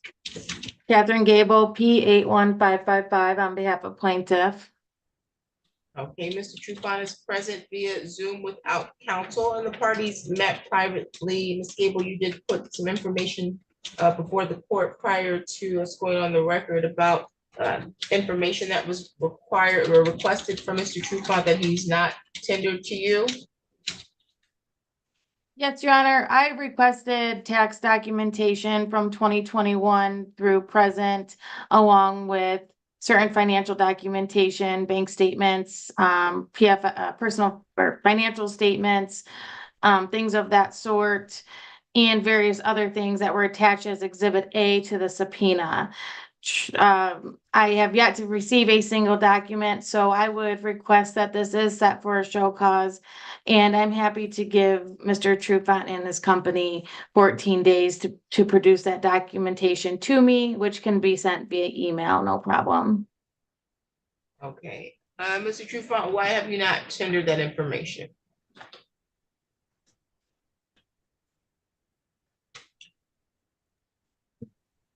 Sorry, I had it muted. We've been working out the papers and stuff like that I was never officially served in person. So a lot of that stuff I did not have. But she just gave me the list. We just went through all the list of everything that we need to produce. So I'm gonna get those emailed over to her. She's emailing me a list of everything that we need, and then I'm gonna email everything back to her that she requested. Okay, so we'll set this matter for a show cause. Hopefully this will be resolved prior to that time. And then we won't have to proceed with the show cause hearing.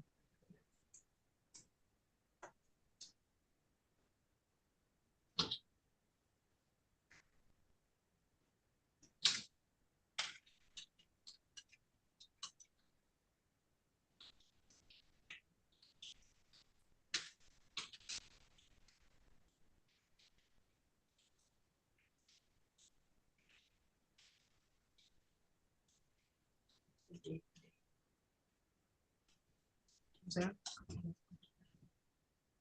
Show cause hearing? Oh. For at least 14 days.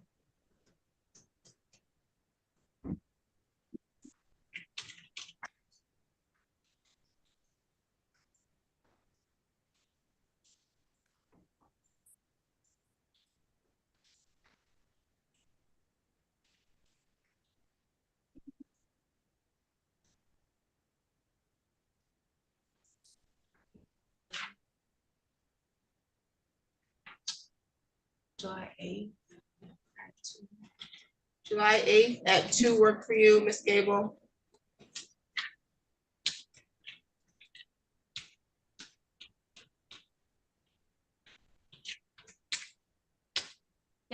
Yes, Your Honor, thank you.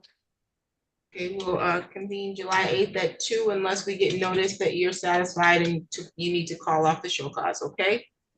Yep, thank you so much. 2 o'clock? Thank you. 2 p.m., that's correct. 2 p.m. All right. Thank you. Thank Have you. a good weekend. You too. Thank you. Okay, and Mr. Katz, did you get our email?